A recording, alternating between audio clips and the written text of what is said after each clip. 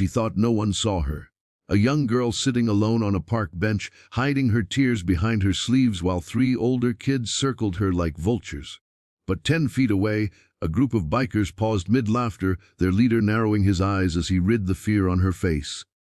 What happened next shocked everyone in the park. Before the story starts, make sure you subscribe for more real-life inspired stories that restore faith in humanity.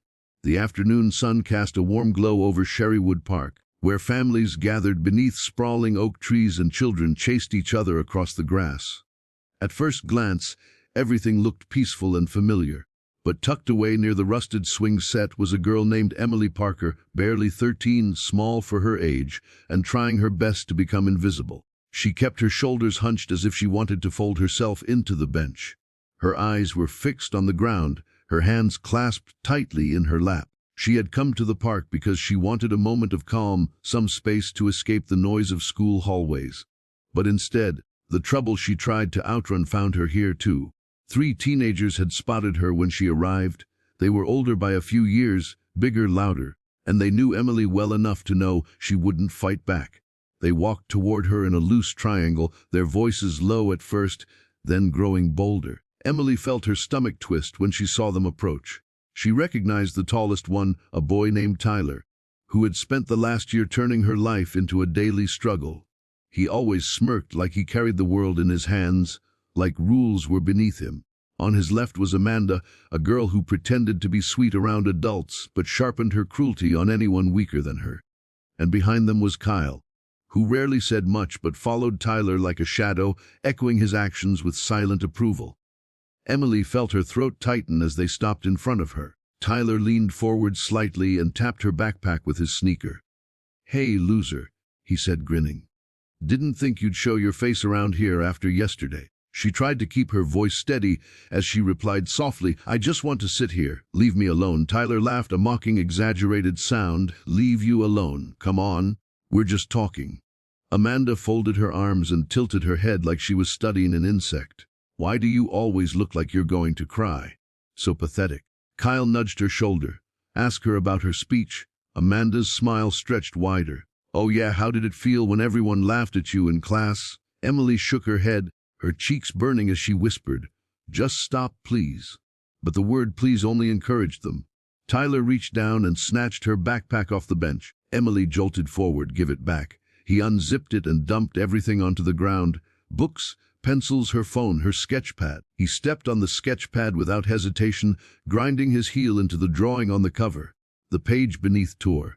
Amanda clapped lightly, like she had watched a magic trick. Emily felt the sting behind her eyes, but she forced herself not to cry. She hated letting them see her break. But that moment was when something unexpected shifted. Across the park, near the picnic tables under the shade, 4 bikers were finishing their lunch. They weren't loud or rowdy. They were simply relaxing after a long ride, sharing stories as their motorcycles gleamed in the sunlight. Their vests bore the emblem of the Iron Compass Riders, a well-known group of local bikers who volunteered for charity rides and community events. To many who didn't know them, they might look intimidating: tattoos, boots, leather vests. But inside the group, kindness was more common than anger. Their leader, a broad-shouldered man named Hawk, was the first to notice Emily and the teenagers around her. He had always been the kind of person who watched his surroundings, a habit he picked up after years of traveling and patching together a rough past with choices he could never undo. His sharp eyes narrowed as he observed the scene. Something was wrong. Emily's body language was stiff, defensive, afraid. Tyler's stance was aggressive. When Hawk saw the backpack being emptied on the ground, he straightened in his seat. The other bikers followed his gaze. "You seeing this?" asked Red, a tall biker with a red beard that earned him his nickname.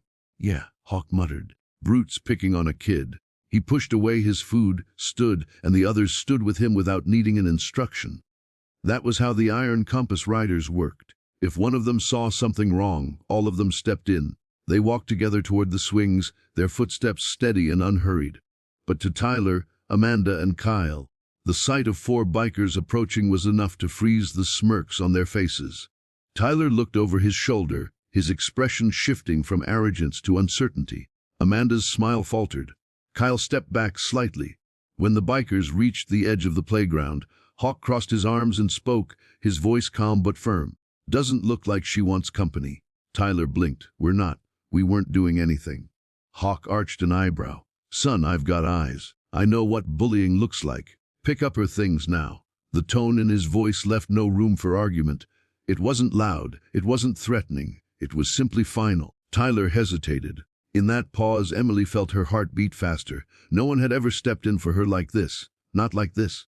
Red stepped forward and crouched beside the scattered books, gently gathering them into a neat stack. His movements were slow, deliberate, respectful.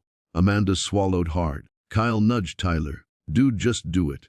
Tyler bent down reluctantly, gathering the remaining items. He brushed dirt off Emily's phone and avoided her eyes, as if suddenly ashamed.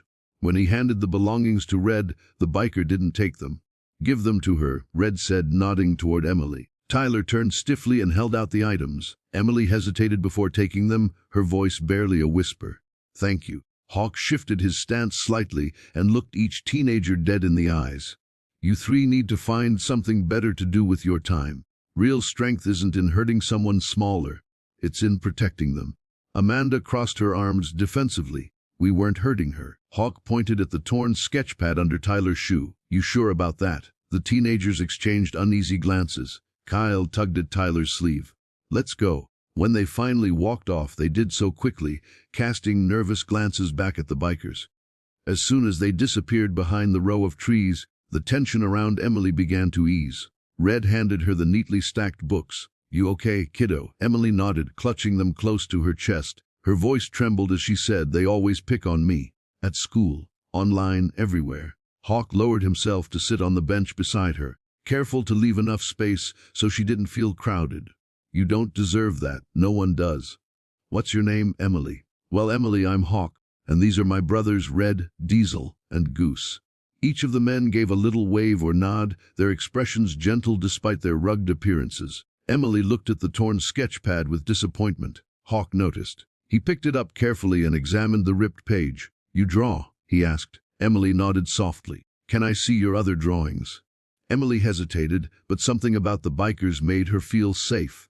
She opened the sketchpad to show the artwork that hadn't been damaged. The drawings amazed the bikers. She had talent, real talent. Her lines were clean. Her shading was thoughtful. The images told stories. Diesel let out a whistle.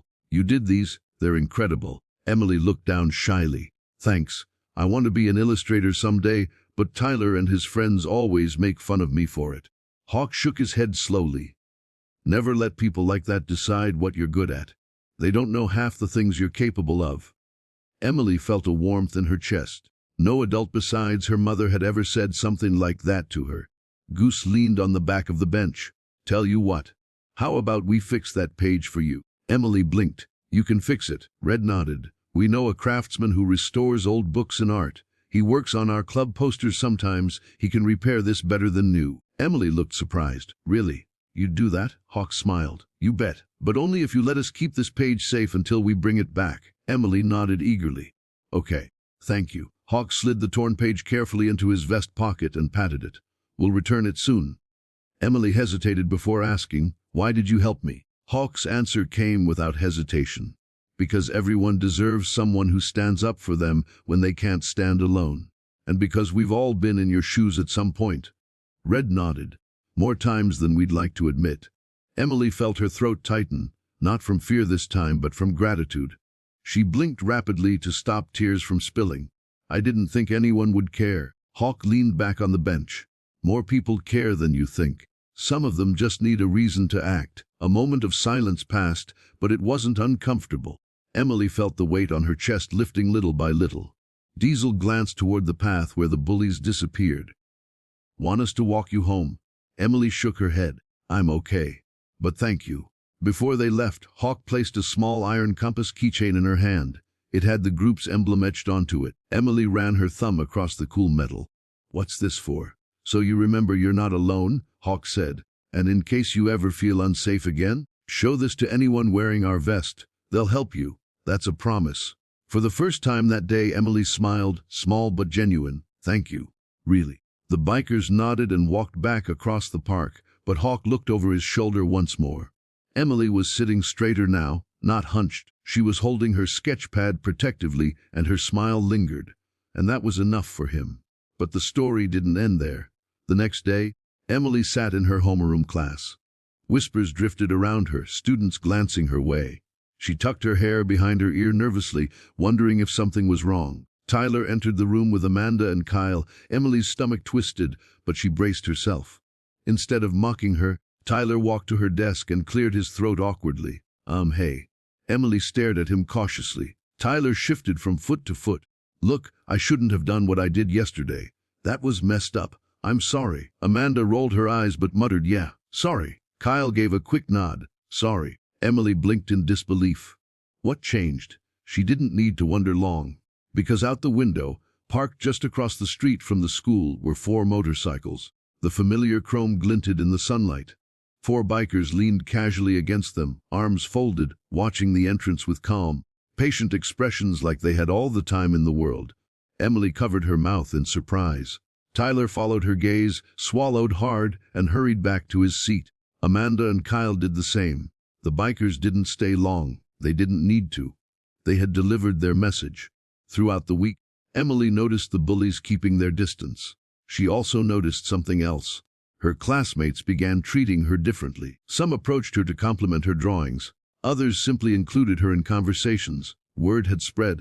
Emily no longer felt invisible. 2 days later, Hawk returned the repaired drawing to her after school, meeting her by the main gate. Emily's face lit up when she saw the paper. It looked perfect again, smooth, sealed, almost brand new. She hugged it against her chest. Thank you so much. Hawk smiled warmly. You earned it. Keep drawing, and remember, you're stronger than you think. Emily nodded, confidence swelling inside her. That night, she sat at her desk and drew for hours, each stroke lighter, freer, filled with a new sense of purpose she hadn't felt in years. In her heart, she knew the world still had shadows, but she also knew there were people like Hawk and his brothers who carried enough light to make a difference. And she never forgot what happened that day in Cherrywood Park. Years later, when she had become a successful illustrator, she created a special piece dedicated to those 4 men who had broken the silence when she needed it most. And the world never heard the story the same way again. Before you go, tell me in the comments, from which part of the country are you watching this story?